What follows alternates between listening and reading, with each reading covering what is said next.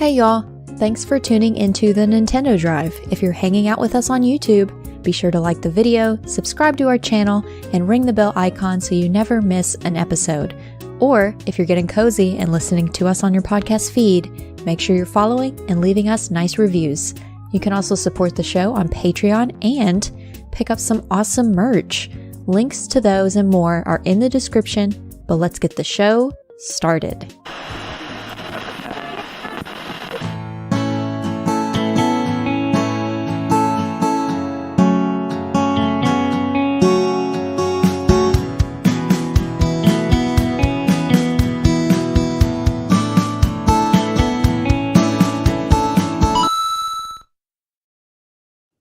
Hi, Locklith. The Queen is back. Hello. Hello. Good to see you with your bunny. I'm a little sleepy. When I get sleepy, I want to cuddle with this little thing. I've been cuddling with it all day. Like I put it like in my like sweatshirt and I'll be like working and I'll just be like all day long. That's all I've done. I need one of those tonight, my friend. I don't know. We there's some weirdness, man. The Carpool Gaming YouTube channel. Of course, we are here live, youtube.com/carpoolgaming. Shout out to everybody watching us live. We love you all very much. There's something weird, man. Like the way that my OBS interacts with it, there's something weird. And I'm sitting here like a madman trying to figure it out. Every time I try to stream on the channel, it's like been weird lately. I don't know if it's like our southern internet service provider that's been giving us issues. Yeah, because you were saying, because we use the same internet service provider, and you're saying that you've been having issues too. So I don't know, man. It's the worst. God bless us all. We're here. We're doing it. It seemed, I don't know though, because it seems to be an OBS thing, because I'm using Melon now for tonight, and it's like, it's okay. Seems like it's all right. Yeah. It seems to be going okay. So I don't know. I'm losing my mind. How are you tonight, other than sleepy? Just how do cameras work? Why can I never get this right? I'm just trying to point to the name. I'm just sleepy. Yeah. That took way too long. I was like, is she trying to point at one of her squishmallows? What is she doing over there? I will never learn how cameras work. It's not like I don't even have it on mirror feature. Like this is me. I should just be able to point over here and know, like, if I'm trying to point at these, trying to point up there, you know, it's growing over here too. So one day this will all collapse. It's just going to overtake you. Oh yeah. It's just, we're going to be doing a live and it's just all going to fall. Like the top is like, it's getting kind of heavy up there. It's getting heavy. Whenever you get a new Squishmallow to add to the pile, do you just like, So I don't know if you could see way back there. Yeah. It's very small for everyone else, but that is a step ladder. Yeah, for your washer and dryer. Is that what that is? No, it's for this. It's for this. I have to bring it all the way over here. That's the only place I can fit it. But anyways, I have to put it here to reach the top. I definitely have to do it now because there's just there was a post show that we did. It was you, Sean, and I. Might have been the last post show that you, Sean, and I did. Yeah, I think so. Where you ran off to the back there, and it looked like that's where your like washer and dryer is. And I was like, is she using that step ladder to get clothes in and out of the dryer? That seemed like what was going on, but I guess not. You're small, but you're not that small, is what you're saying. Yeah. I mean, I can put stuff in the wash because it's a top loader for the washing machine and then just a side one for the dryer. So yeah, I don't need it for that. But I will say, if I have to get like a sock at the very bottom of the washer, I do have to be like on my tippy toes to get to, and I'm like, trying otherwise to reach. You would fall straight in. Yeah, you just see little Locklith legs kicking up from the. Just like can't do it. Oh my gosh. Well, I'm glad you're doing well. It's good to see you. We missed you last week, and it's nice to be here with you tonight. John 32 says it sounds good. I'm glad. If it's good enough for John 32, it's good enough for me. I just want to double check, because we had issues. I can't really tell what Yeah, they hear because I have the sound me really neither. low Same. off of my phone. So it Look, always helps y'all to let us know if God we sound bless us all, off. man. We're gonna figure it out. Yeah. So tonight we're gonna talk about a couple of things. We're gonna talk about Bayonetta Origins, which you and I have Mm-hmm. both been playing, and then the topic that I think is at the hearts of many Nintendo fans is the eShop closure. So we're gonna talk about that as well. I did see though in our notes you had a little like matter of housekeeping in there, right? Wasn't there like a for the merch store or something like that? Yeah, just a reminder to Yeah. everyone. I know, everyone's panic buying games right now. While you're at it, Uh, while you're at it, why don't you panic buy some Carpool Gaming merch, aka the winter collection specifically, because at the end of March, on the 31st, it will no longer be in the store. And then there's a couple of other like limited items as well. There's like a Carpool Gaming t-shirt and then the steel like tumbler that will be leaving the store. So if you have ever wanted the tumbler, if you ever wanted one of the sweatshirts, hoodies for the winter collection, go grab it before the 31st. You've been yes. warned. You've been warned. Sean's in the chat. Sean says, "I love you guys. We love you too, Sean." Love you, Um, Sean. and there's, I don't want to speak out of turn, Lockleth, but I will say that there will be more merch-related news very soon when it comes to Yeah. carpool. Yeah. So this is, Not right away when the yeah, things go away will there be right. news, but there's things in the works. Things are It's cooking not. up. Yeah. There's a lot of things bubbling under the surface of carpool gaming right now, my friends. So definitely stay tuned.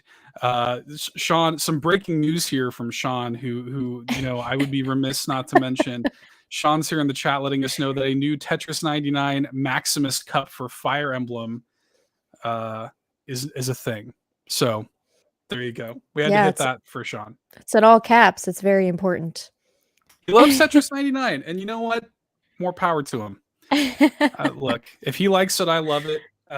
Yeah, Bowsah says pigeon brain shirt or we riot. Oh, News credit as well. Yes, good call here, Sean. News credit to the yes. birthday boy, Brian Murford. Happy birthday to the man on the moose. We love you very much, Ryan. Hopefully, Ryan is enjoying a day off or something. Whatever it is he's doing, tell him the weather, reporting the weather on his birthday, wherever he is.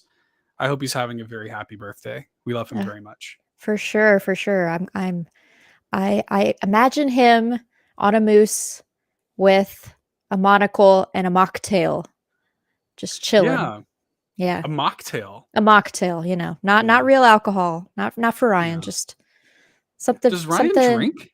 I don't know, but I feel like he doesn't. We can just make that assumption. Yeah, I'm just gonna assume. I don't know. He's not here. He Please either prove me wrong. he either like has a hard like I don't drink stance, or he like wicked does. Like he like really. There's no in drinks. between. No, yeah.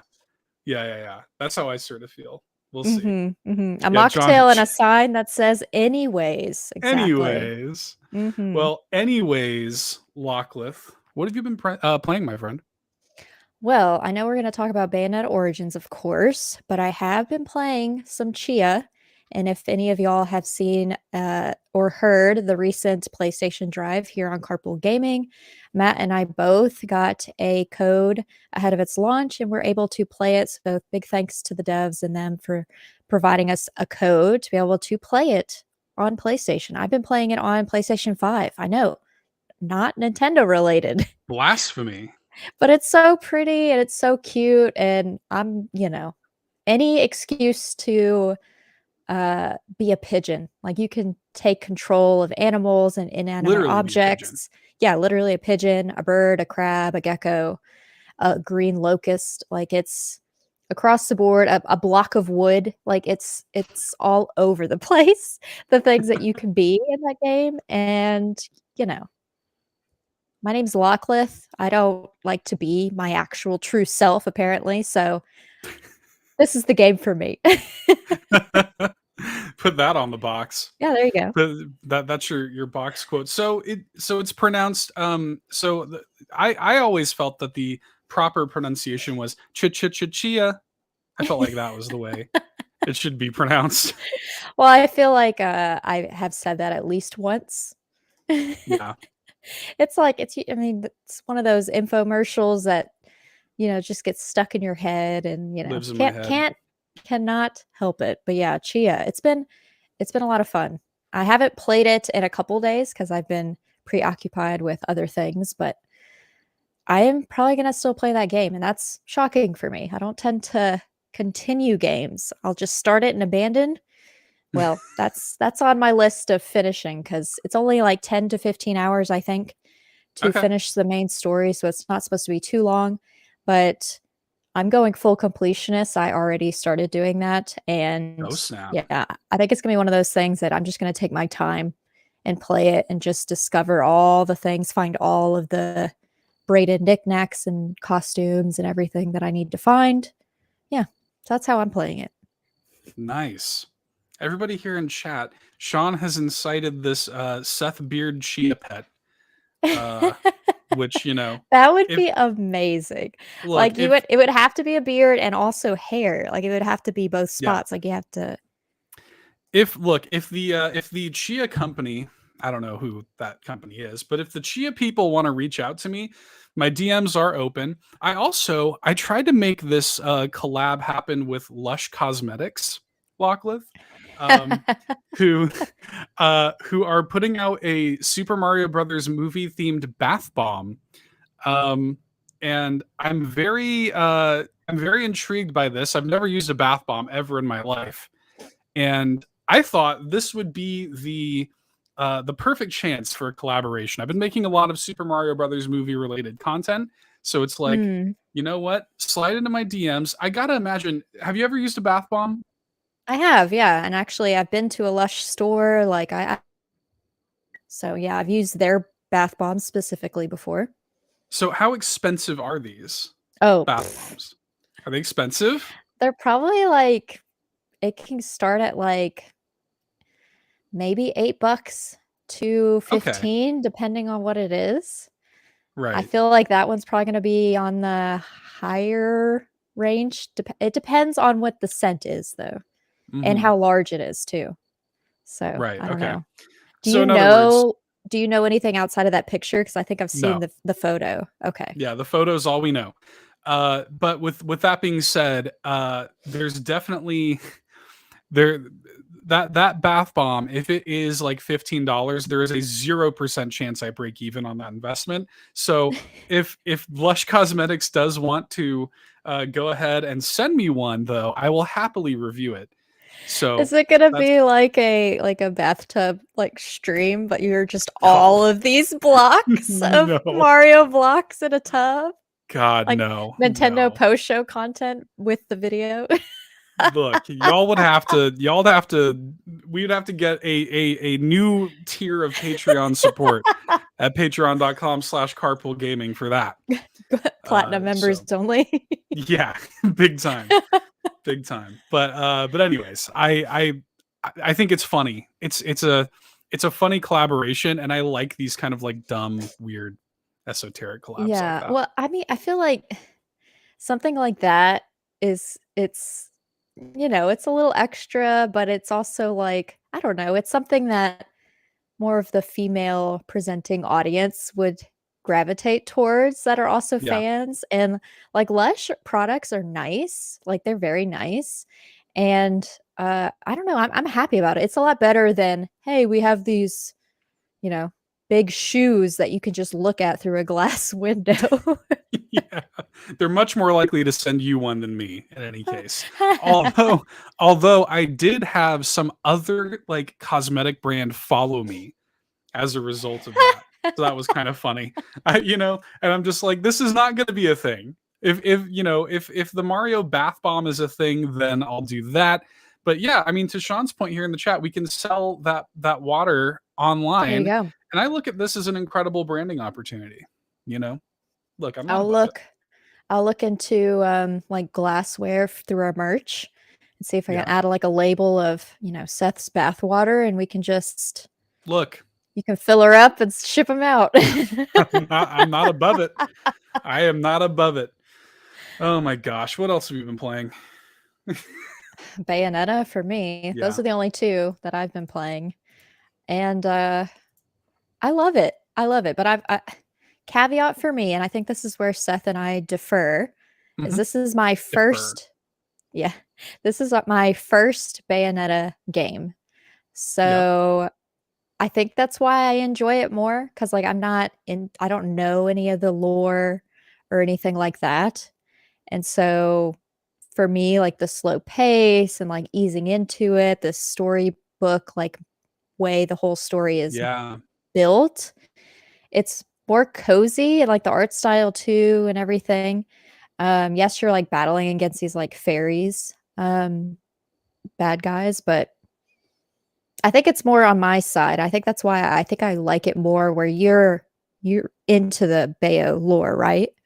Yeah, I am, and I like this game. It's good. I'm liking it. I do have issues with it, but my biggest thing is I don't know who it's for, because for you, right? Like somebody, I think that um I think that the mission of this game was to appeal to people who are not Bayonetta fans, which is great. Mhm. But the problem is I have nowhere to point you to now. Like, this is not the kind of thing where it's like, okay, great. If you like this, you should play the core series, because it's nothing like the core series. And in terms of like the lore, the game's called Bayonetta Origins, Mhm. and the lore is such a mess. By the end of Bayonetta 3, they have systematically destroyed the lore of this franchise. Oh, And jeez. so, like, everything happening in Bayonetta Origins doesn't even matter to Bayonetta lore nerds like myself. So, and then for people who play Bayonetta because they want like the hardcore fast-paced action, well, that's not here either. So I'm like, who is this really for? And if people who are new to the franchise are coming in with this, then you're basically just like strung along until maybe they make another one, you know? And so Yeah. I think that's a little bit weird. I think that the notion of controlling the two characters the entire time is hard for me to wrap my mind around. I'm like 8 hours into this thing and I still don't feel like I really have a handle on it. Really? I don't. Yeah, maybe it's just a me thing, but like you control, Cereza, who is young Bayonetta, Mhm. on the left stick, and all of her like magic and stuff is done with the left side of the controller, and then on the right stick and with the right side of the controller is where you control Cheshire. um and like it's just odd. Like if you've ever played Brothers: A Tale of Two Sons in single player, Blanc in single player works this way. Like it's okay for like those kind of like shorter experiences, but this is a long game. Like Mm. I'm already like 8 hours into it, and there's a like story wise, there are these like elemental cores you need to collect. I've only collected 2 out of 4. So I'm like, is this like a 15-hour game? Like, that's pretty long for what this is. You know what I mean? Yeah. So I was surprised by that. I thought it was gonna be like a much shorter, tighter, like Captain Toad style experience. So I don't know. I'm surprised by that. But you're not having an issue with the control thing? So at first it was a little strange to get used to, and I do have the Two Brothers game, but I haven't played it Yeah. yet. And I bought that very recently, like a couple weeks ago. It was on sale. Yeah. Sale. Um and I've played Blanc, but I played it with my husband, so I don't know that experience. So I guess I could try that to see the difference, but that game's kind of simple controls anyways. Yeah. Um but at first it took me a little bit to get used to, but I don't know. I got used to it pretty quickly. I feel like I was actually kind of surprised at how quickly I got used to it. And I don't know. I don't really have a reasoning behind why I could possibly get used to it very quickly. I'm not sure. But if I do put it down and I pick it up like a couple days later, it does take me Yeah. like a little bit, but then I'm right back in it again. So I don't know. It wasn't as difficult for me for some That's reason. good. And I thought that would be my main issue with Yeah. it. But I do kind of use Cheshire more as a, well, you really don't have an option, but I definitely use him like a tank of Right. sorts. Yeah. So I think that helps too. Plus, I don't know. I just They not as they much as the are issue as I thought. Yeah, they are smart about it in that regard because Cheshire is the big tanky character, and Mhm. really what you're doing is as Cereza, you're in combat anyway. You're running around and like holding people down with like your magical thorns Yeah. or whatever, while he just kind of wails on them. So that works. And then there are a couple of spots in the game where there will be like Rosemary and Cheshire can't cross it, so you have to Yeah. just do your own thing, and they kind of split them up and stuff. Or there'll be, but a lot of the time, you can also kind of just make Cheshire go back into his like doll or whatever. It's called Mhm. like hug mode. Um, and any opportunity I have to put him in hug mode, he's in hug mode. Oh, yeah. Like Yeah, yeah. Me too. until I need him to come out, he ain't coming out. Until you have to you throw know? him onto a cliff. Yeah, yeah. But like it's also just like the visuals of this game, the narration, the music is beautiful. Like it's gorgeous. I love the art style of it. The story is intriguing. Like I like Bayonetta 3. The story of Bayonetta 3 is like the worst thing they could have done to the franchise because Mm. it retroactively ruins everything else. So you kind of have to just take this. If you're a Bayonetta fan, you kind of just have to take this as its own thing. I know they're calling it Bayonetta Origins. It isn't. Just take it as its own kind of like solo thing and just have fun with it. Turn your brain off to it. And I think you're going to have a good time. Um, I also, though, like coming into this, I was like, how are they going to justify the $60 price tag? But I mean, man, If like there's a it's lot of long. content. Yeah. Yeah. There's a lot. You have like what's it called? Like the Terra Nil Nog challenge rooms or whatever it's called. What are those eggnog challenge rooms? Terra Nil. Isn't that a game that's coming out? I don't know, dude. It's something. It's something like that. Mm. Those little challenge rooms that you have to do. There's collectibles all over Yeah. the map. At a certain point, you have to find these little like wisp kids all over the map and stuff. And There's like so, crafting too, where you're yeah, crafting your own potions and stuff, which is a very simple mechanic. It's just you're just mixing. just stirring. Yeah, you're Yeah, just stirring it. But I was like, oh my god, it's so cute. it is Like cute. stirring a witch's brew over here. Yeah, But with the music, like you said, that's another thing that I've enjoyed. And I l- I like game music quite a bit. I have, a whole playlist that I keep adding to as like soundtracks of games that I play. If they're available on Apple Music, I add it to this playlist. yeah, Um, but not all of those games that I have enjoy their music, am I always wearing headphones or want to wear headphones while I'm playing right. it. And so I play mainly handheld. But for this game, I always am like, where are my headphones? I have to have my headphones in because it's voice acted. So like it's literally, like I said, a storybook when you're going through the cutscenes and stuff Yeah, and it's just learning narrated. about it. It's fully narrated, yeah. And you can set it to auto, so you can just literally put your headphones on, sit back, and just listen in those like little cutscenes, which I really enjoy. Yeah, me too. I don't have to do any reading, which a, Yeah, a lot of the games I play and a lot of the cozy games, the indie games, they're not, voice acted or anything of that sort. So a lot of the times I have to do a lot of reading, but it's a nice change. And so I always have to wear my headphones. And this is one of those rare games for me. Most of the time I'll have it, just loud enough, without headphones and playing it. Yeah, the music's great. Like Spiritfarer had really great music. But for that game, I wouldn't always need my headphones or want my headphones. But for this right. one, 100% of the time. Nice. Yeah. And I do like it. I don't know how far you've gotten in it, but the first like big boss fight of the game, Mhm. which is in this like fairy carnival. Have you done that yet? Yes. Mhm. Oh my gosh. Like that whole fairy, I'm like, there are some really cool, like special moments. in this game that are really like that was the moment for me where I was like, okay, yeah, like this game is really cool. So I do like it. If it's, I would say for a lot of people, again, I don't know exactly who to recommend this to, but I would say that for a lot of people, this might be the kind of thing you want to wait on a sale for. This might be the kind of thing you might want to wait until it's 30-40 bucks or something like that. Before you sort of like take the leap in. But for what it is, I am very surprised at how much there is here. Would I have liked it to be like half the length it is, just for my own like schedule, and like I didn't think it was going to be a huge. Yeah.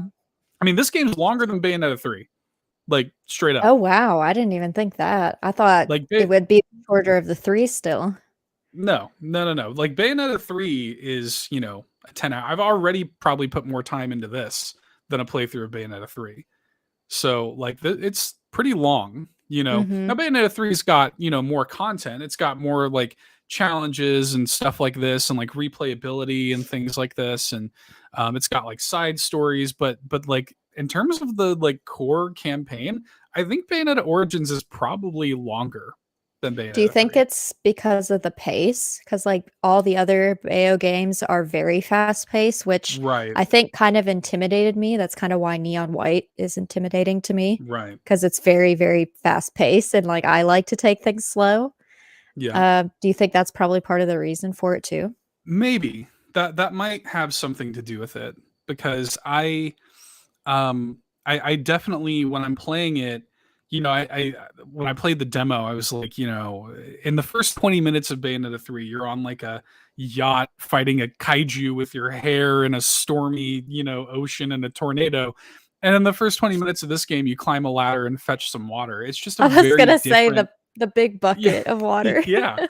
It's just a very, very different game, and so I think if you're a fan of Bayonetta, you're going to be a little bit trepidatious about this. The nice thing is that there is a demo, so you can play the demo and see for yourself, which is nice, and your progress does carry over into the full version of the game. But I'm glad you're enjoying it. I'm enjoying it too. I'm definitely going to like see it through to the end, but it's definitely like it is thrown me for a loop. This game, like the game is not what I thought it was going to be, in good and bad ways. I'll say that. Yeah, I think I know you said it's hard on who to recommend it to, but I do think you hit it correctly in regards to new players to Mm-hmm. Bayonetta series. Like for me, like I said, this has been fun and I've actually am Yeah. enjoying it. And the controls were a little strange at first, but I got the hang of that pretty quickly for some reason. Don't know. But so maybe for the more casual gamer, this is more in that realm. And if it's as long as you say it is, and it's longer than the others, then for me, then knowing that, I think the $60 was worth it for me. Yeah. For me. I think so too. I think it's, your mileage may vary for sure. But yeah, Bayonetta Origins. It's pretty cool. I like it. I like it too. I like it. I like it. I'll shout out really quickly this game that Paullin got very graciously from the publisher. This game, Remnant from the Ashes, which is a game that it came out years ago on like Xbox and PS4. I think came out in like 2018, 2019 or something like this. And it's finally on Switch. It just came out, I think, today.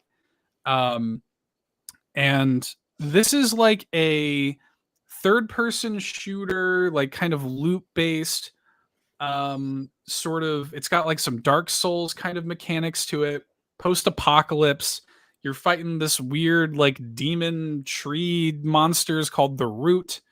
And it's very co-op. So yeah, it's very like co-op centric. So you can play with 2 other people, either local or online co-op, and it's all about like loot. You're going in, you're doing runs, you're fighting bosses, and you're shooting stuff and getting better loot, and rinse and repeat. It's fun.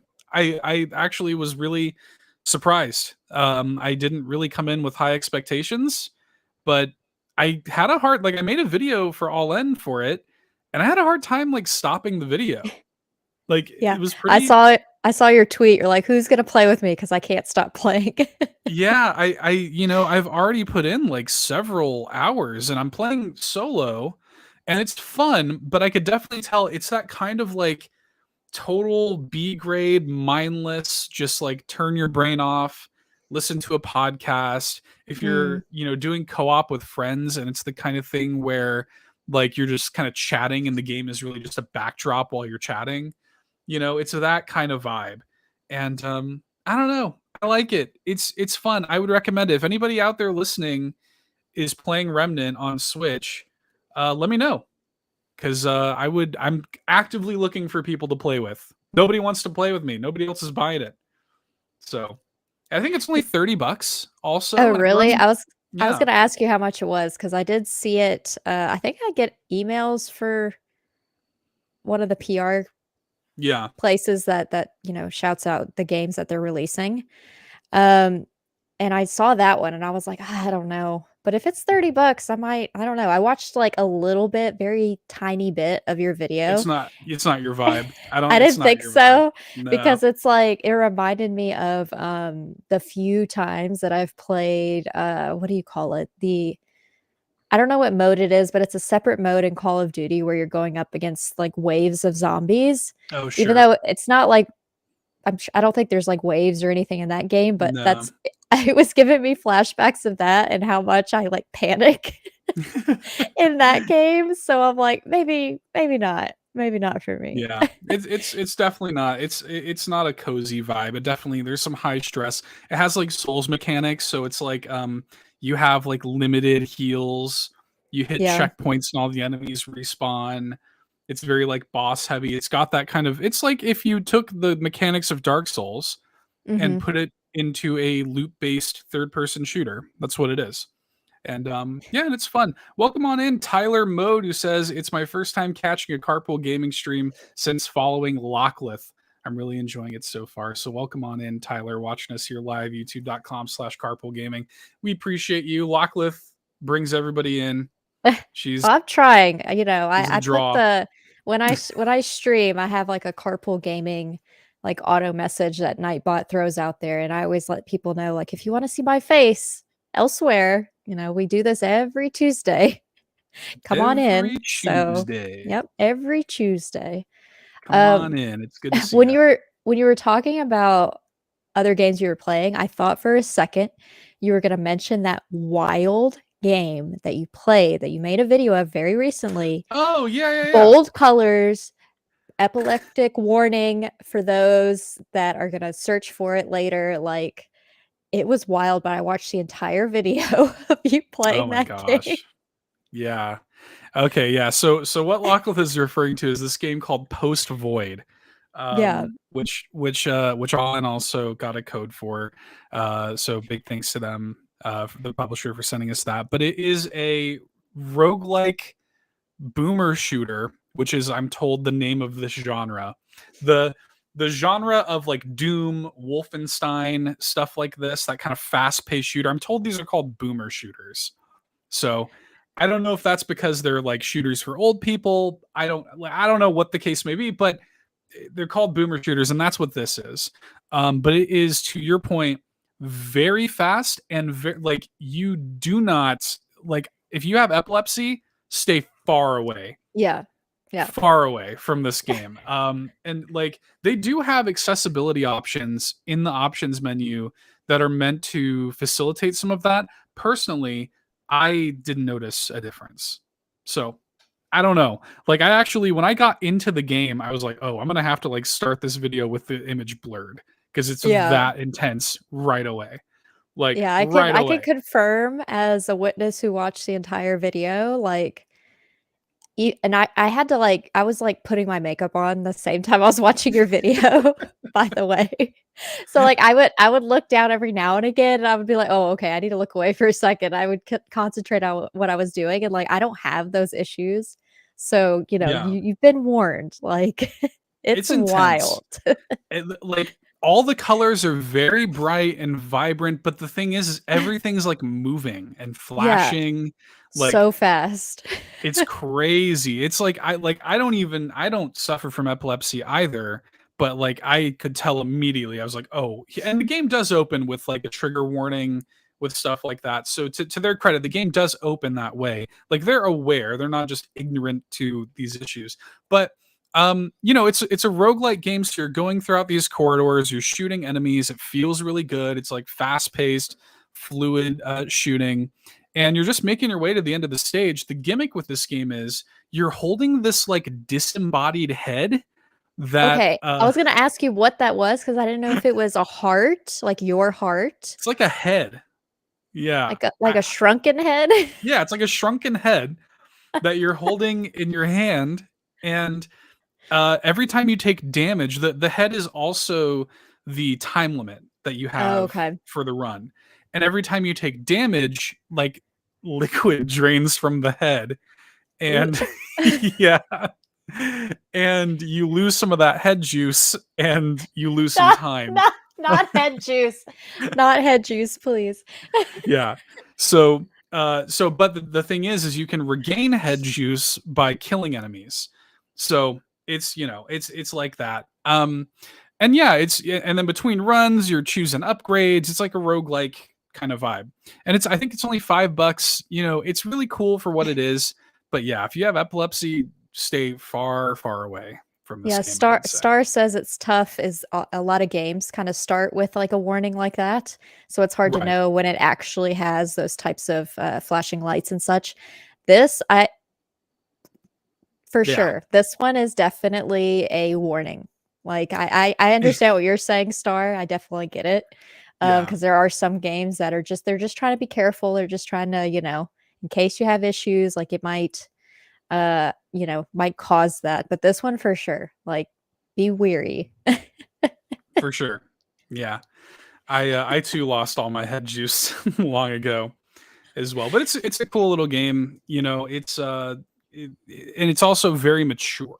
I'll say that. Mature content warning too. Not just like violence, but also like it's there's some pretty intense stuff in there.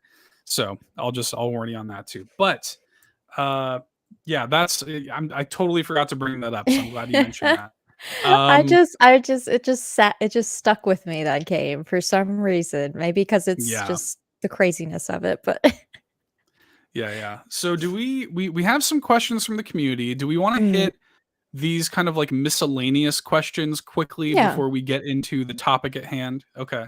Yeah. We can hit them first, and I will start it off with Mr. Sean Capri's question. I guess never heard of him. Question statement. Yeah, I've never. Sean Jeans, I think is his Welcome name. to the community, Sean. Yeah. Sean Rip Jeans, I think is his name. We've determined that Ryan Turford is the man on the moose. Lockleth, myself, is a pigeon, of course. What animal is Seth? Is he an animal at all? Or maybe the loving lumberjack that tends the forest of the carpool gaming animal kingdom? Whoa. Are you the handler? I don't feel like this is for me to answer. Are you the handler that reins us all in? Maybe.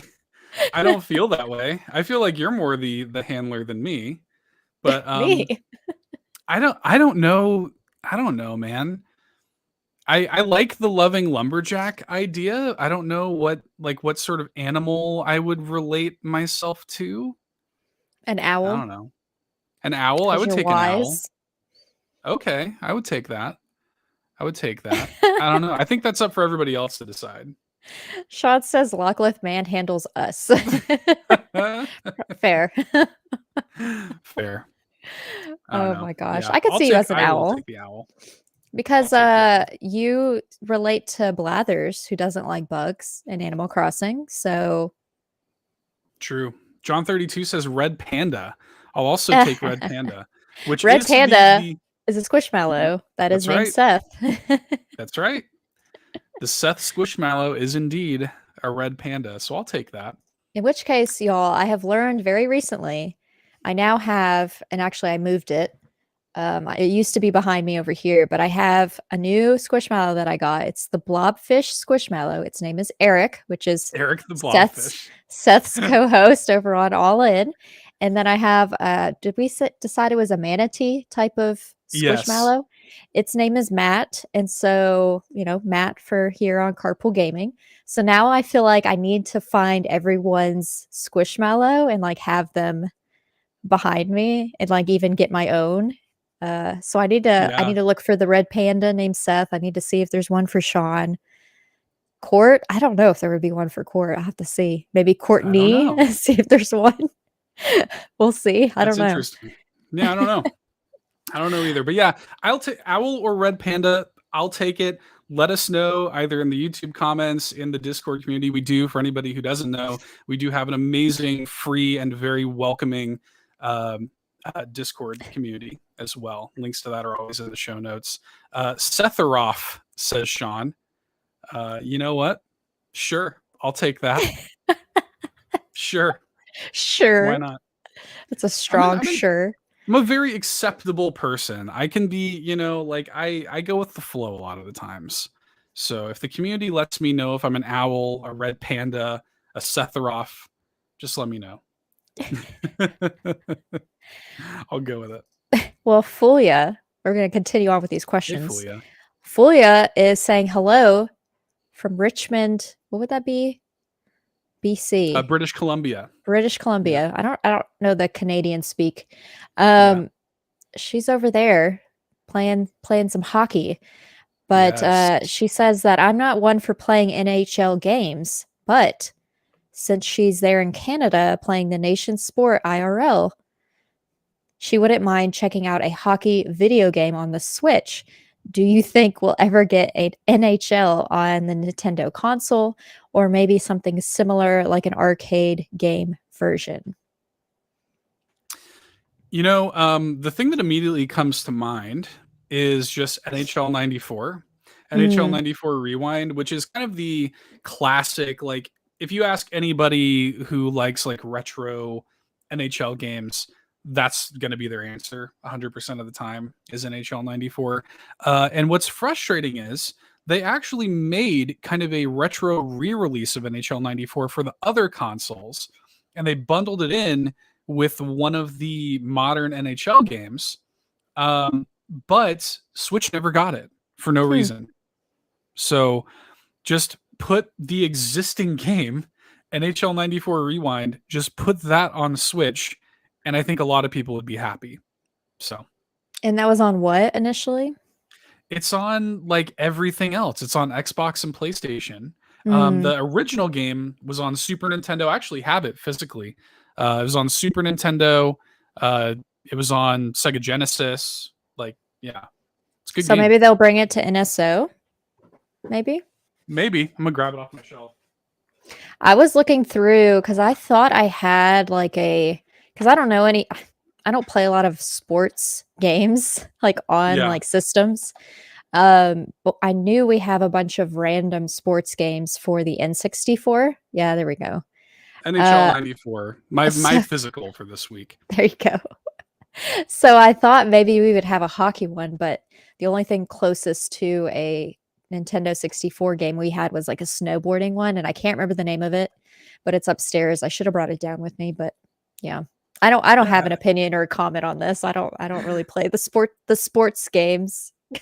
yeah. I had to remove my um my price sticker from Game Exchange off of there, so y'all don't know that I paid $4.99 for I NHL do the 94. I do the same thing. Like a lot of the physicals I show here on the Why do show, we do that? I take the price sticker off like Who it doesn't cares? even matter.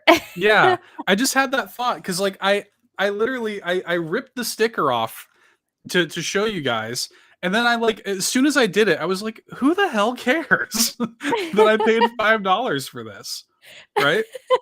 I don't know why we do that. I don't know Anyways, either, but, like, I'll either cover it up because I didn't have time to remove it, like, carefully, like, you yeah, did not a wonderful job, and if you're not listening or not watching on youtube.com/carpoolgaming, you can't yeah. see the wonderful job he did of Oh ripping yeah, that it was sticker very off of clean. there. Very, very clean. No, there was no I've actually tried the reason the sticker was still on there in the first place is because I tried to take it off Mm, gracefully once, and it was one of those where you could tell this had been on that Game Exchange shelf for a long time, yeah. and that sticker was very it was very, like, on there, right? So, yeah. Oh my Yeah. gosh. Well, last random question before we get into the other main topic for tonight. Drellesh asks or says, I know that I've been living under a rock when I say that I have not grown up with any of the Zelda hype. Is it possible to approach the lore of Zelda as well as the key games with the Switch only? What would you recommend to someone like me who has never enjoyed Zelda other than Breath of the Wild and the upcoming Tears of the Kingdom game? It's an interesting question. So, saying that you've never enjoyed Zelda, does that imply that he's tried other ones and just didn't like them? I think that he's saying that he's never played any of them until Breath of the Wild was technically his first one. And so he's going to Okay. be playing Tears of the Kingdom when it comes up. And Yeah. it might be because he hasn't had other Nintendo systems, maybe. Right. Well, the nice thing is now that we're in this kind of era of like NSO and whatnot, there Mhm. are so many Zelda games Yeah. available. So many. I mean, the vast majority of the franchise is even just on Switch at this point. What I would probably recommend is I think that something, you look at something like A Link to the Past, and that's Mm, pretty timeless. Like yeah. I feel like A Link to the Past still totally holds up. And that's on the Super Nintendo NSO. You could just jump in and play that. We have Link's Awakening remake on Switch. Also really good. I think that would be a good sort of jumping on point as well. Link's Awakening remake is Link's Awakening in general is a that game was designed for Game Boy, so it's very short. It's bite-sized. Mhm. You can do But that and I was going to recommend that as well because I do have it yeah. and I've played it, but it is more difficult, so you'd feel like a challenge. I would recommend that game too, um, especially if you don't want to look up any of like the puzzles and stuff. So, Yeah. Yeah, it's interesting because and as John 32 points out, Link's Awakening is also on NSO mhm, now as well. Yeah, I feel like Link's Awakening is a good like bite-sized, digestible. You can play that game comfortably in a casual playthrough in like 8 to 10 hours. It's not going to demand 50 hours of your time or something like a lot of Zelda games do. So I think that would be a good sort of entryway. But I also think that if you like Breath of the Wild, I mean, the thing about Breath of the Wild is when that game came out, it completely changed what Zelda is now, So like mhm, it's entirely unlike other Zelda games. Like yeah, I can't point you to another Zelda game that is like Breath of the Wild because Breath of the Wild, much like the 2002 Godsmack Classic, it stands alone, right? So that's what I would say. yeah, yeah. I agree. I've played a lot of I played more of the Zelda games on DS because like I have Majora's Mask now, and I've got A Link to the Past and one other. I've got like three. And then Link's Awakening, the remake on Switch, which I bought because I thought it just looked adorable. The art style looks really cute. That's kind of Yeah. what's that game that you played with the little fox that has the same art style? Tunic. Yeah. Tunic. Yeah, that's the same thing. Like Tunic kind of wants to draw me in too because of the art style, but I know that one's difficult because I've seen you Very play hard. that game. Very hard. Yeah, but that's what initially drew me into Link's Awakening, the remake for Switch. I just haven't gotten very far because, like I said, I got stuck on a puzzle and I'm too freaking stubborn to look it up. Yeah. So I would have to start over by this point. But yeah, those would be my suggestions. But like you said, like now that I'm playing Breath of the Wild, it is completely different. Like it's not like Yeah. a just top down, pixelated game. I mean, that's There's just the nothing long and like the it. short of it. It's Yeah. not like that There's nothing anymore. like it. It's open world. You can fly anywhere. You can ride a horse that you tame. Like it's completely different from Yeah. the other style games. So I'm assuming Tears of the Kingdom will definitely be Drellish's speed when it comes out because I'm assuming there's going to be a lot of similarities with that one as well. But yeah, Yeah. There better there's be. It's a yeah. sequel. It better be. Wouldn't that be crazy? Just We totally will different game. riot. We will cancel the Nintendo Drive if it's not. We will have Yeah, a blackout day for that day. we do. We need to figure out what we're doing because we got to do something special We for Tears do. of the Kingdom, right? I'm literally taking vacation day, and I had to have the awkward conversation with my boss, like, "Hey, why are you taking that day off and that Monday also? Like, I'm gonna have a long weekend." And I Yeah. could have just been like, "Ah, I'm going out of town or I'm visiting family," but I was just like, "I'm gonna play a game all I day long want to play a with game. with my friends that I've never met in real life."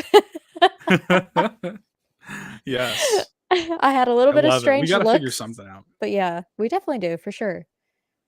That'll be fun. Yeah, I'm looking forward to that. Yeah, so if you're trying to fit something in between now and then, maybe maybe look at Link's Awakening, maybe look at the remake on Switch. Maybe consider A Link to the Past, which again I think is pretty timeless. But these are also like they're not even 3Ds all the games. I would, Majora's Mask is probably my favorite game of all time. Mm. Got my Majora's Mask behind me, but How do I cameras wouldn't work? recommend that. Yeah, exactly. But I wouldn't recommend that to Drellesh as like your jumping on point Yeah. for the series or anything. So yeah, yeah. Link's Awakening we'll go with. What else we got here?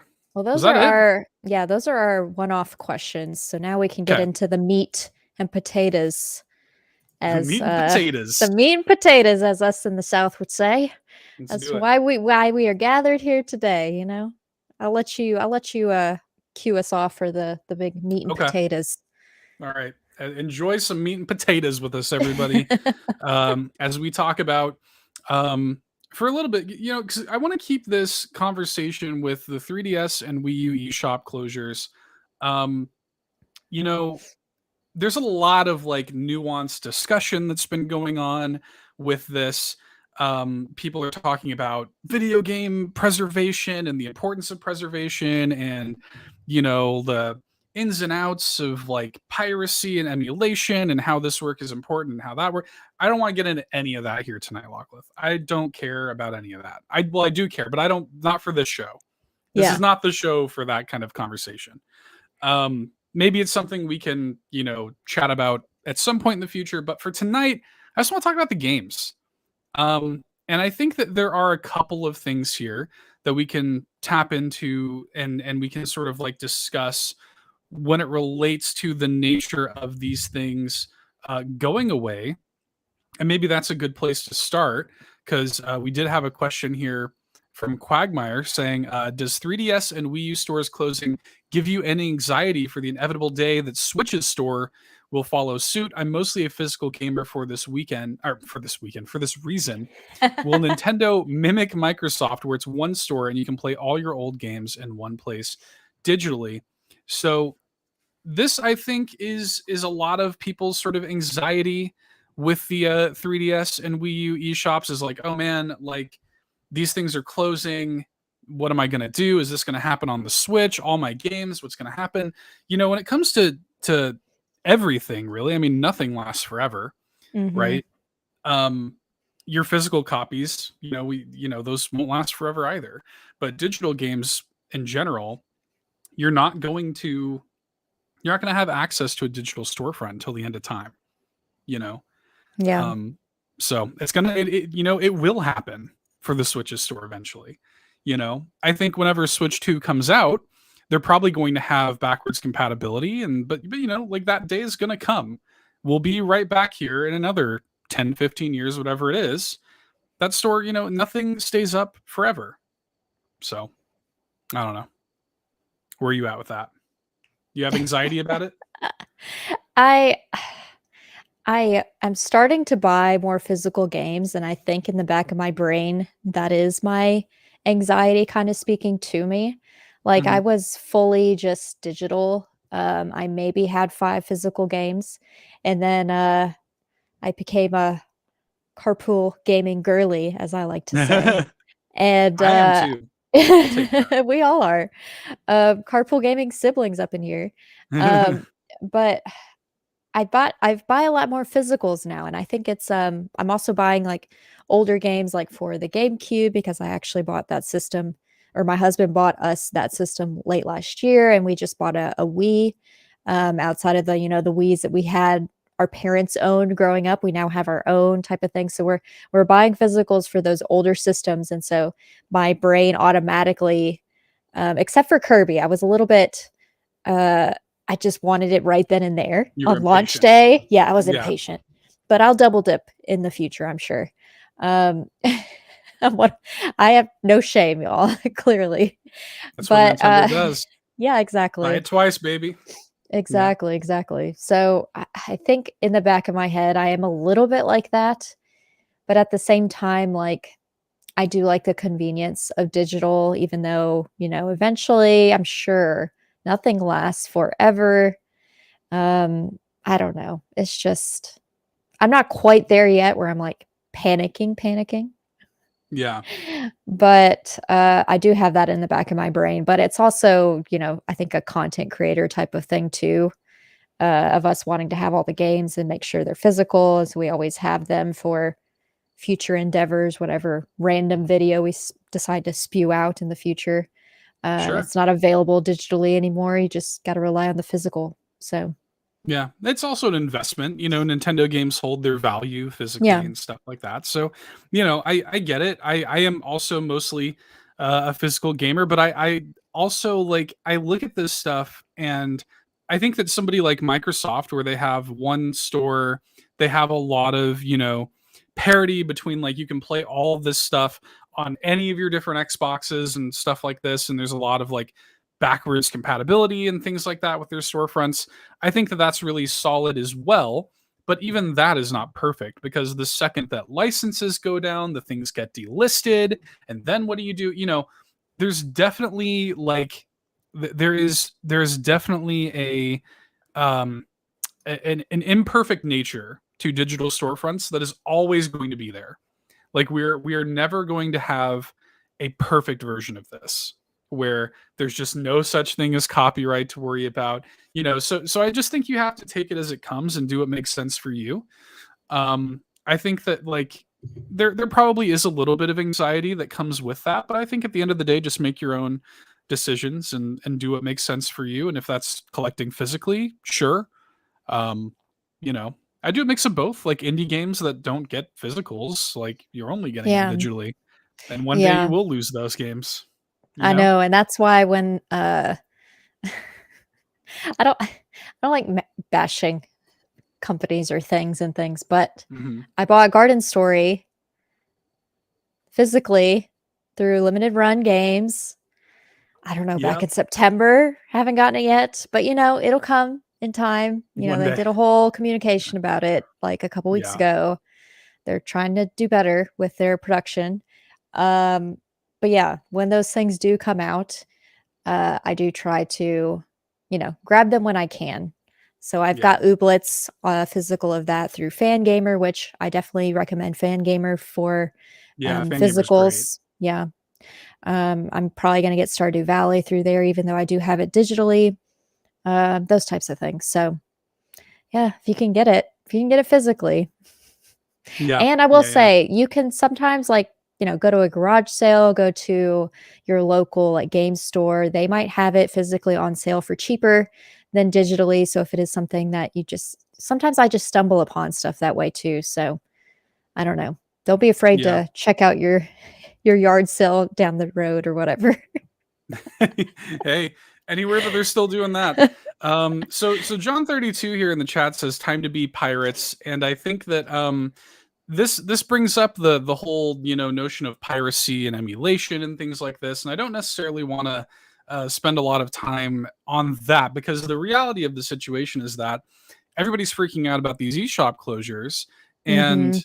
pirates and people online who have done ROM dumps and things like this. There's this whole like meme that was going around several months ago about modding your 3DS and how easy it is and things like this. Ribo asked, would you ever mod your Wii U and or 3DS as a means of keeping access to your old games? And if so, what game must you absolutely save? Doesn't have to be the best game, but one you'd be heartbroken to lose access to. Also, Ban McBeal. Ban Um, McBeal. so that comes to us from Ribo, and I think that this is an interesting kind of topic, because I think that the thing with Nintendo is they have made their storefront so bad that like they have made this situation for people where none of it is future proof. None of it is, we're going to be able to download these games that we have access to. We're going to be able to continue to re-download them and stuff, but that's going to go away eventually too. But the pirates and the people online who have made these ROM dumps and things like this, they have done that legwork. These games exist. You can just mod your 3DS and download all that stuff onto it if you really wanted to. Right. And so my hope is that this work not only is preserving the games, but is also making Nintendo more aware that people are just doing this anyways. So I'm hoping that that kind of plays into what Quagmire's question is. I'm hoping that that encourages Nintendo to future-proof their stuff a little bit more. But for Raibo's question, do you ever see yourself modding your 3DS or Wii U to get games on there? Well, I've never done it before. I didn't have to buy a new Nintendo DS because of that reason. But doesn't always work right, y'all. Yeah. But I don't know. Like especially now, because that was a couple years ago before I was a content creator, y'all. This was, these were the dark days of Lockleth's years. Didn't have a lot of money coming in. Got a big girl job now. I can give my money back to those that actually developed and published these games. Sure. Which is where I like to do that if I can, especially if there's availability to do it. However, if there's one day that, a game that was only digital on DS that after next week is no longer available and I can't get my hands on it unless I do that, then unfortunately, I guess if I really wanted that game, that will have to be, the short and the long of it. I don't know. Pushmo, isn't that one of those that's only digital? You can't get it physically type of games. So it's kind of going to be lost. I wrote down a few of Seth's suggestions and games that he said that are only digital. So I can hopefully at the very least, get my hands on some of these. Rhythm Heaven, I think, is one of them too. So yeah, there's a lot. So I think that the follow-up question here, and I'm right there with you. Again, I think with all of this stuff, just do what makes sense for you. Just however you parse that morally, it's video games. Like we don't have to make like public statements on like Twitter saying like, I declare that this is what I'm going to do. Just do what makes sense for you and live your best life. It's video games. And especially when there's like literally no way to purchase these things anymore. They've taken away the ability to purchase them. So whatever, you do you. But the second part of the question, the games that we must absolutely save. So I thought this would be a good opportunity for us to spend a few minutes doing a little bit of a eShop crawl, perhaps, here on the Nintendo Drive, kind of a little bit of a classic eShop crawl. We both have our 3DSs out here, and I have a ton of games because we could have done this any way we wanted to. We could have done a top 5.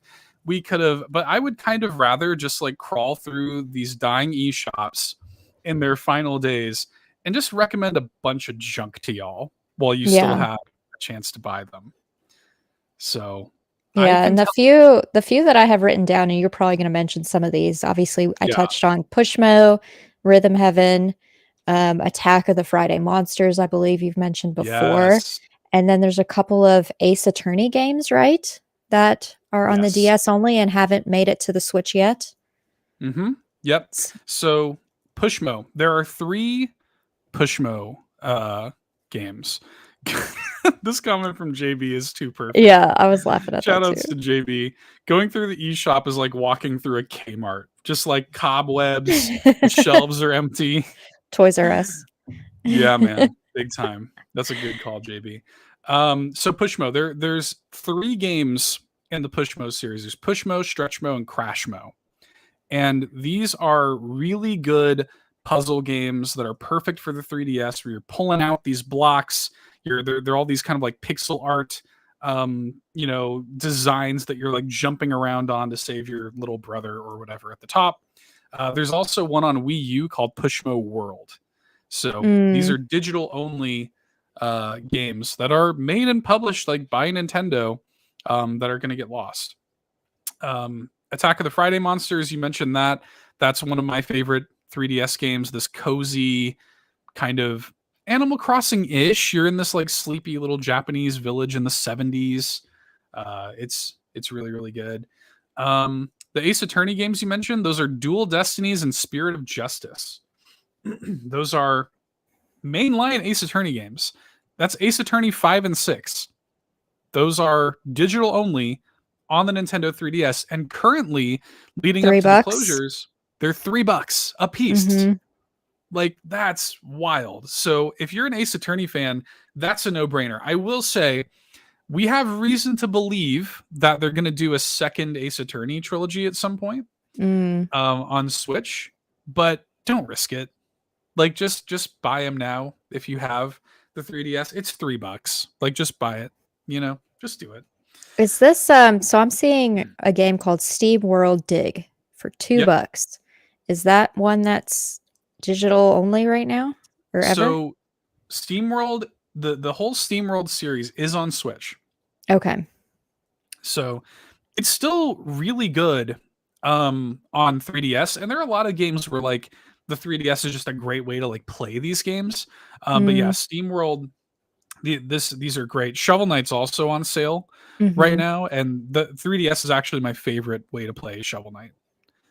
Yeah, JB I'm shouts looking out at here. I'm looking at the sales, y'all. Oh yeah. JB shouts out here. The two Ace Attorney games are on mobile as well. That is true.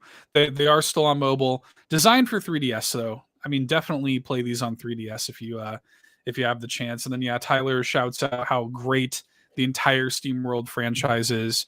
Yeah, the SteamWorld franchise is pretty much universally great. I've enjoyed all of them. And another thing to shout out here that I don't see a lot of people talking about is that when these eShops close, we're also going to be losing the DSiWare games. So a lot of people don't know this, but when the Nintendo DSi came out, it launched the first ever like handheld eShop for Nintendo, and there are a ton of games on DSiWare that are going away as well. So these are also worth picking up. So including the third SteamWorld. There's a game on sale for $2.49 called Mom Hid My Game. Oh yeah.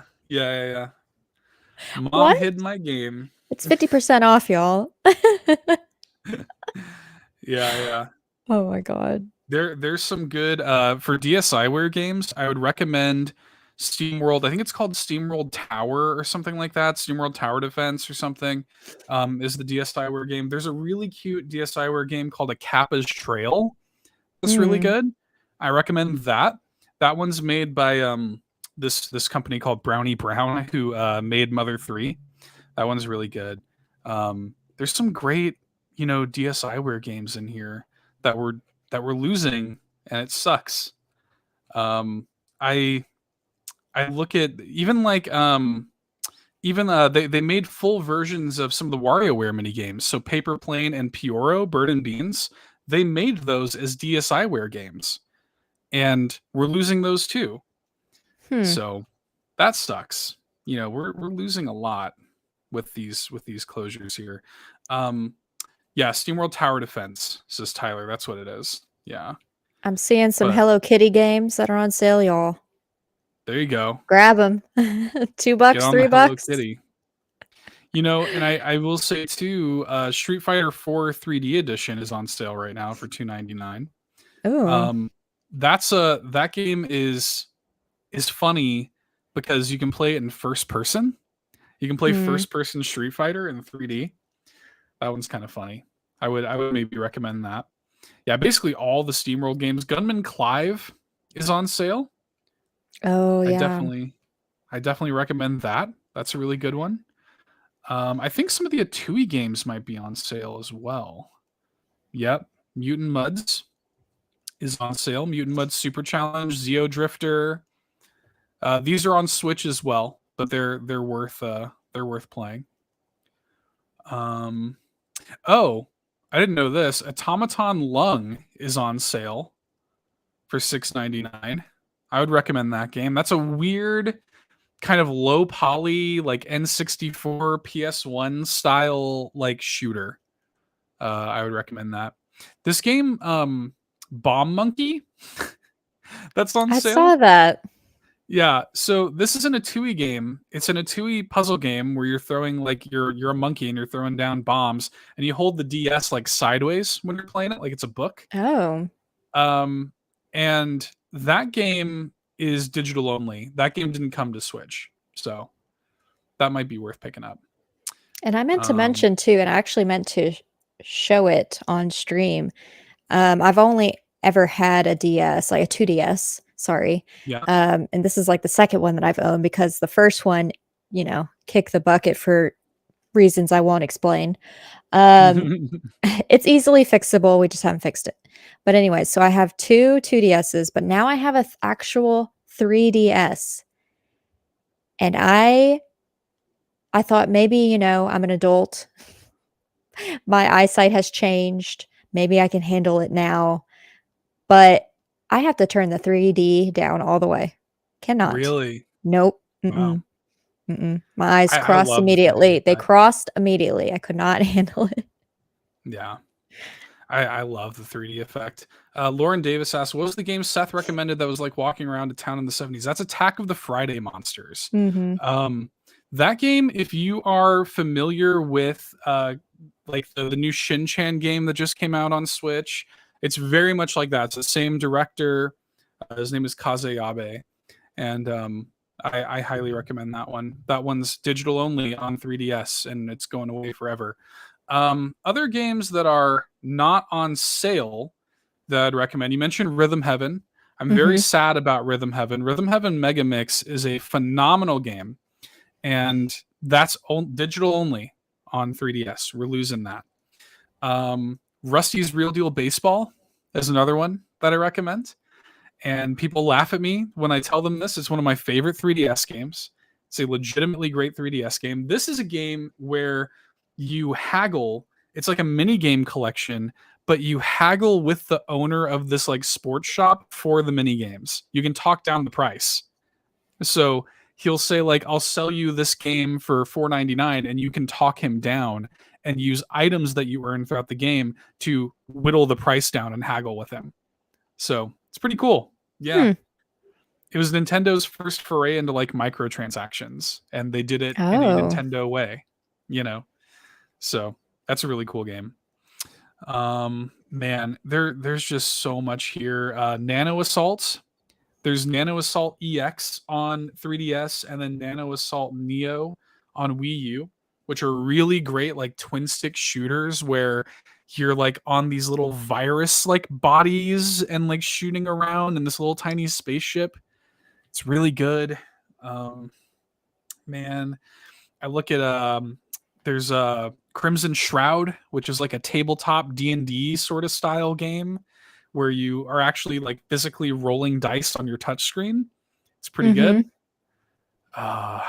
There's the I don't know anything about this game, but it's one that I have written down, and I remember looking at this, I think back in January when we first kind of were talking about this closure and things. Yeah. The game that kind of stuck out to me was a game called Miles and Kilo, and it's like a little boy and his dog, and it's like it's just like a what is it called? A platformer action like adventure game. And it just looks really cute. It came out in 2020. I don't know anything about it.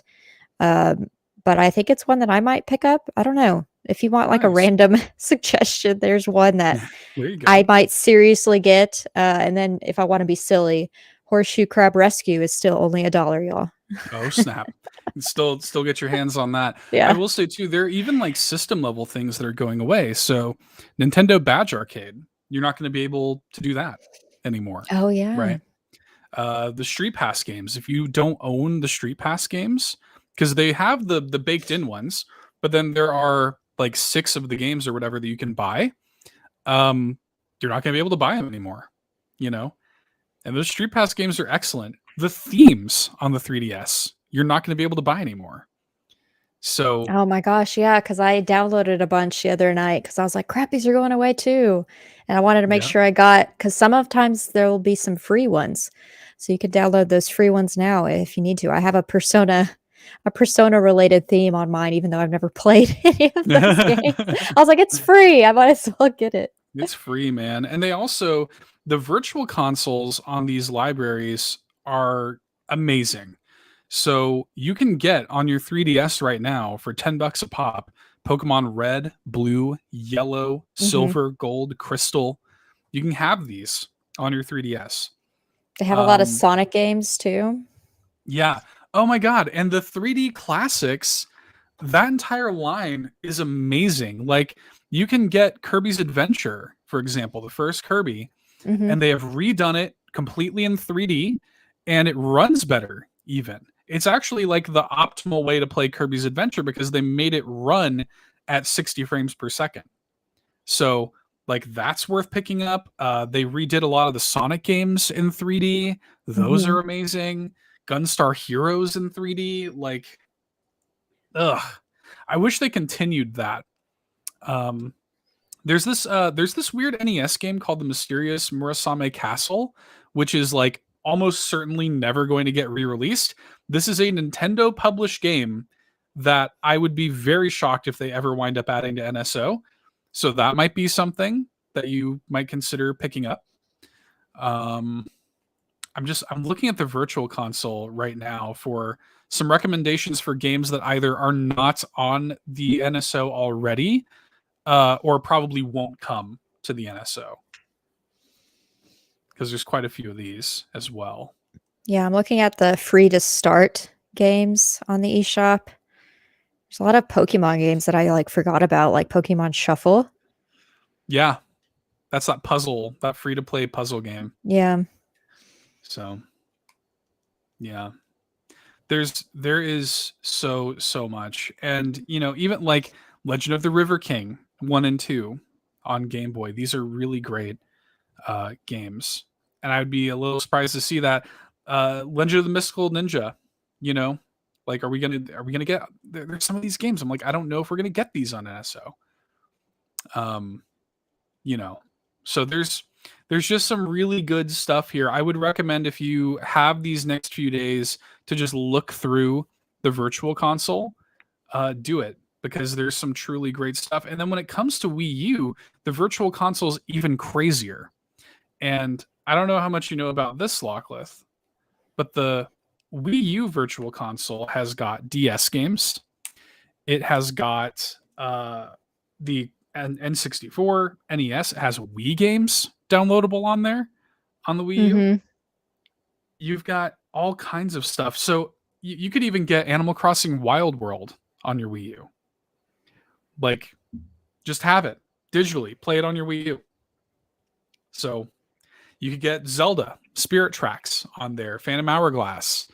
Uh, you know, it's got an incredible Game Boy Advance library on there. Yeah, I've never Um, owned or played on a Wii U, so that's all above. That all goes over my head for the most part. yeah, Um,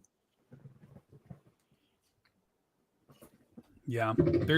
And you know, there's also resources online where there are a lot of people who've compiled like, yeah, there you go. She's holding up Wild World right now. mhm. They included, I guess, in order to progress in that game, there is like some online functionality that you need, I guess, from what I understand, with Wild World, and I guess they With Wild somehow World, yeah, yeah, that's what I heard, and I guess they found a way to like circumvent that with the Virtual Console release. So hmm. that's kind Yeah, of I've something never. to Wild World is one of the few Animal Crossing games I haven't played. Um, yeah, New Leaf was my starter into the series. New Horizons is thousands of hours into that game, and I yeah. have it on GameCube, and now I have it on this. But I think City Folk is the only one I don't have now. Um, but yeah, I don't know. I guess if it's not available, I guess I'll just tough titty. Well, I currently on sale on the Wii U eShop Resident Evil 4 Wii Edition, the Mm, definitive way to play Resident Evil 4. Forget that remake that's coming out. The Wii Edition yeah. is the best way to play that game. $2.99 on sale right now. Zack and Wiki, a phenomenal Capcom point and click adventure game for the Wii, $2.99 on Wii U right now. DuckTales Remastered, not currently on Switch, an incredible remaster of the NES Classic, Duck, $2.99. DuckTales, Woo! woo! Yeah, that's right. You got all these games that are, like a game like Rumbo, which is $2.99 on Wii U, still the definitive way to play Rumbo. Chasing Aurora is a really good little game, $1.99. I mean, oh my god, Lovely Planet, which is like if you made Katamari into a shooter, basically is what Lovely Oh, Planet is. Yeah. It's like the cute kind of like pastel like art style of Katamari, but made into like a shooter. That's on Wii U, $2.49. Mm. There's also really like expensive games to get physically. Like there's this game on Wii U called Devil's Third, which is made by Platinum, the Bayonetta people. And that game physically is like $400. ah, So if you want to get Devil's Third, maybe go ahead and just get it digitally on the eShop while you have the chance. my gosh, yeah. There's a lot of stuff like that. There's a lot of stuff where it's like get it now while you still have the chance. I never played it. JB says it's terrible, but there are a lot of people who want to have it for like the collector, value. So if you do want to play it, get it that way. Yeah, a So lot of the games that I have written down too are ones that I know are physical somewhere and I can get it, like Detective Pikachu. I still want to get yeah, um, a couple Kirby games, obviously Mario and Luigi Dream Team, those types of things.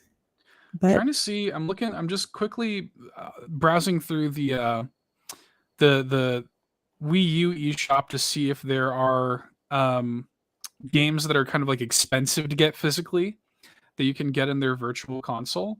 I will say Super Mario RPG is on here, the Super Nintendo game, and that's like probably never going to get ported to NSO. I would love it if it did. It's probably never going to happen because it's Square Enix, and Square Enix would rather just hold that themselves. So that's why we don't have like the Final Fantasy games or Chrono Trigger or anything like that. So Mario RPG, you can get that on your Wii U. All these DS games, there are a couple of weird little GBA games that are probably never going to come to NSO. I was gonna say I just came across The Legend of Zelda Oracles of Ages, which was Yep, a GBA game, I yep. think. Now those are coming to NSO. Oh no, that was Um, Game Boy Color. Sorry, that was on Game yeah, Boy Color initially. yeah. Yeah, Ages and Seasons will be coming to NSO. Okay. So we do know that at least. Hmm. But if you want to like own it, you know, Photos with Mario. never played that. I haven't either, but it's a thing apparently. Maybe the I'm like, one Mario game I've not played.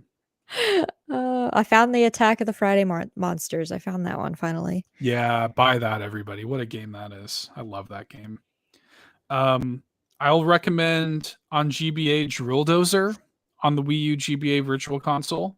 Car Battler Joe. These are great kind of weird little GBA games that are like never going to come to NSO. Very, very good games. Um, my goodness. They're even like, God, we could literally sit here for like an hour. I could just rattle off recommendations. On 3DS, Harmonite and Oh Pocket Card yeah. Jockey.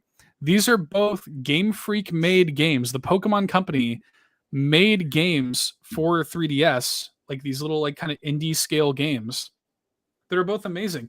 Everybody talks about Pocket Card Jockey, but Hmm. Harmonite is a phenomenal like rhythm RPG that has Pokemon music in it, by the way. Really good. There you go. Uh yeah, man. Dylan's Rolling Western. There's two of those. Play those. Those are good. I wonder if So I remember having this and using this swap note, send handwritten Yes. 3D notes. Mm-hmm. Like if you And don't have that, Flipnote Studio. yeah. Like I wonder if that's even going to be, if you can even use it. I don't think so. I don't think so either. Yeah. Yeah. And also there are a couple like Flipnote Studio 3D, which I have here on my 3DS. This you can only get um if you like redeem platinum points on the My Nintendo store. You have to spend like 200 platinum points to get this. So, Oh, yeah, look at that that's a thing. flex. Yeah. Seth, you might be missing some vital lore in photos with Mario. You might be right. Apparently. I might need to get in on that while I have a chance. There's a couple of games called Box Boy 1, and then there's like a second. Oh, no, Box Boy and then Bye Bye Box Boy. Yeah. So there are, I think, 3 or 4 Box Boy games. Really? On Oh the my 3DS. god. You might have already said all of this, and I'm like half paying attention because I'm just scrolling through all of these games. There's so much. There's so much. So Sarathena asked, "Do we make a top 10 list?" No, because like it's like impossible. Like there's so much here that we're losing. And yeah, like Box Boy, they do have a Box Boy game on Switch, but these like original Box Boy games are not on Switch. So, yeah. you know, and I will say too, you know, I don't want anybody to feel like they have to like panic buy and like freak out and stuff like this because of the eShop, but these are just a few of the games that are kind of worth your time. You know, if I were to like just off the cuff make like a top like 3 to 5 or something like that, the Pushmo games, Attack of the Friday Monsters, Pocket Card Jockey, the Ace Attorney games, Dual Destiny, Spirit of Justice, for sure get those. And then Rhythm Heaven Mega Mix. I was gonna say, yeah. For sure get those. Like are those there are the any ones, Professor Layton ones? Are those all physical? They do have physical components. Okay. The Layton games. Yeah. Okay. So because those are the other ones good. I was thinking of too, because I know that you really like that series as well. And I've actually never played a Professor Layton game, and I think those would be in my wheelhouse. So I definitely wanted to I think you check would like those out. Yeah. And I'll say too, you know, there are more authoritative resources online than Lachlan and I here crawling the eShop. Oh. If you want to kind of see like these are just kind of like our opinions and like the games that I would sort of recommend to you guys to look at. But there are I mean, again, there are literally hundreds of recommendable games. And even like DLC and stuff. Tyler here in the chat says, do we know how the closing of these eShops will affect how games updates are applied to games? I know some 3DS games had some pretty brutal 1.0 versions. So in terms of updates, I believe that is all still going to be applicable. You'll still be able to download updates and things like that as far as I know. You just cannot go onto the eShop and make individual purchases and downloads anymore.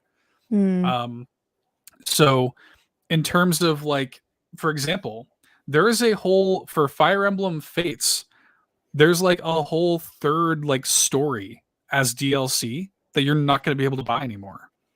You know, like there's all of this like purchasable DLC, Rusty's Real Deal Baseball that I mentioned earlier. Like that whole game, it's just DLC the game, you know?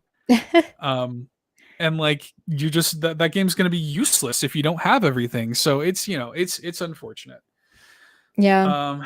But yeah. I'll definitely mirror Seth's statement of, you know, definitely look elsewhere too. Don't just look towards us, because like I'm suggesting things like Horseshoe Crab Rescue. So like take what I say with a grain of salt. Like Seth's the one that's shooting out all these awesome games. My list has only been formed because of Seth in the first place. So out of the two of us, I definitely would suggest Seth over myself. But if you want me to download Horseshoe Crab Rescue tonight and then let y'all know in like 2 days if it's worth $1, I will take one for the team if that's what you are so inclined to hear.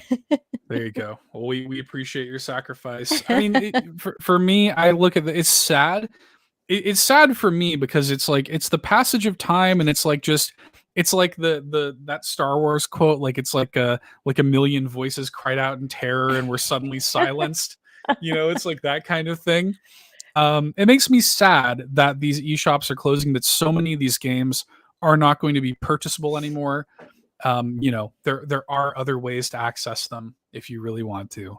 After the wink, after the eShops close, but if you want it to be like legally purchased and live on your system, then you only have a few more days to do it. And we have rattled off a bunch of them. Again, there are other more authoritative resources online that will have like lists and everything, and you can find lists out there that have like if it's digital only. But I did want to just come in here with a couple of dozen of my own to briefly recommend to you guys. So Seth, shall I show my physical for the evening? Because we've yes, been please.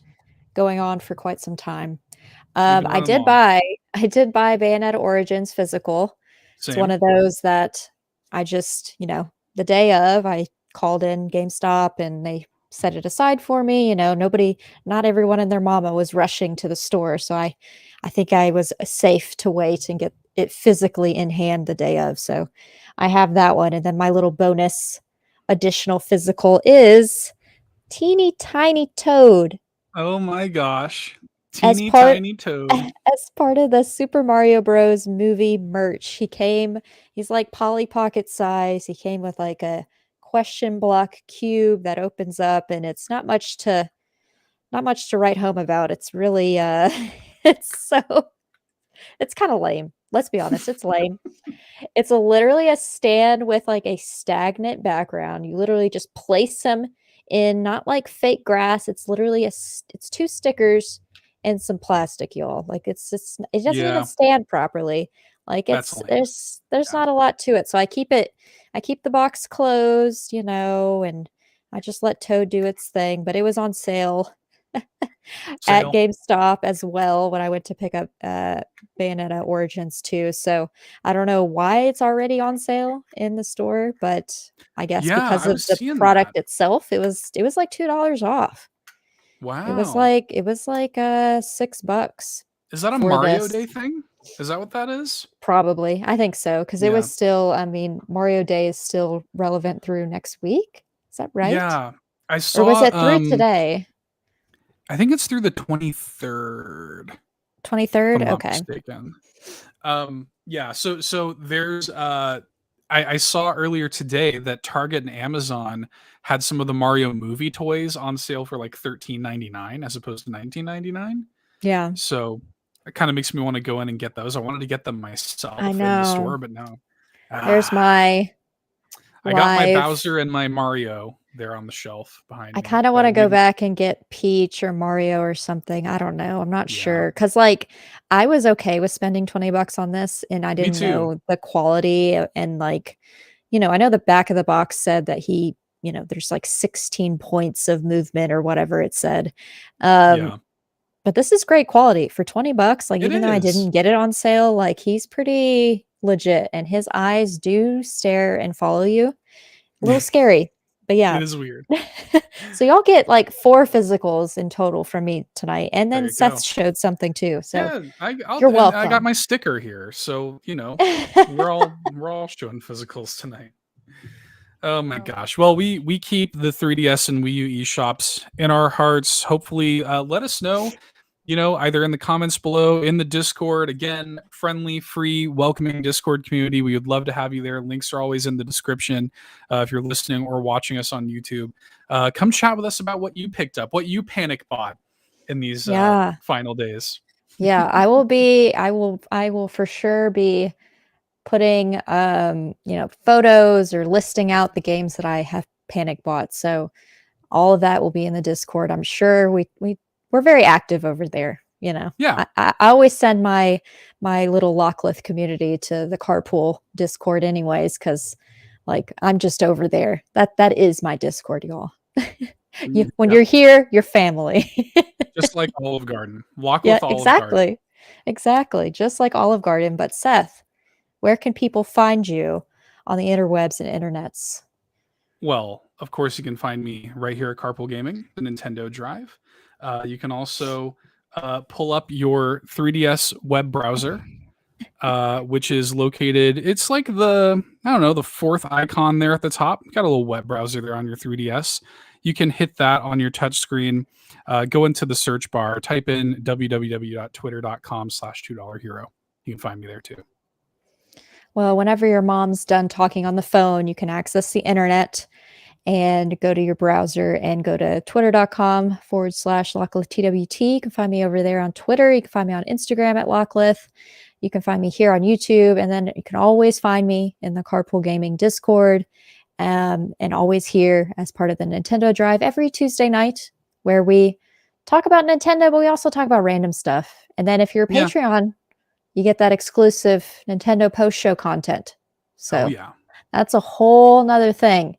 God only knows. If you're ever curious, pay for a month. It gets at least 4 shows out of us through that and some others.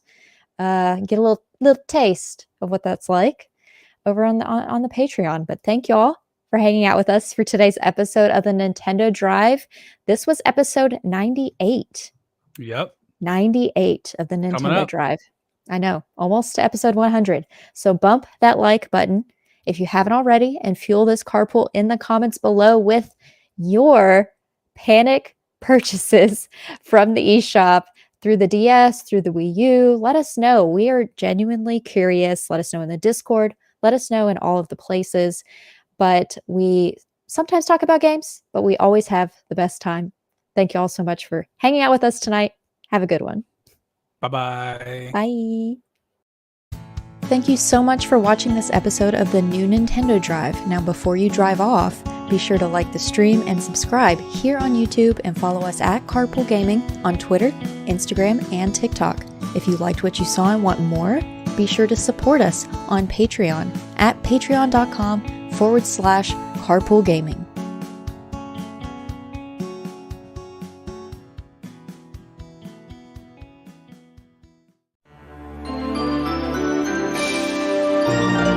Beak.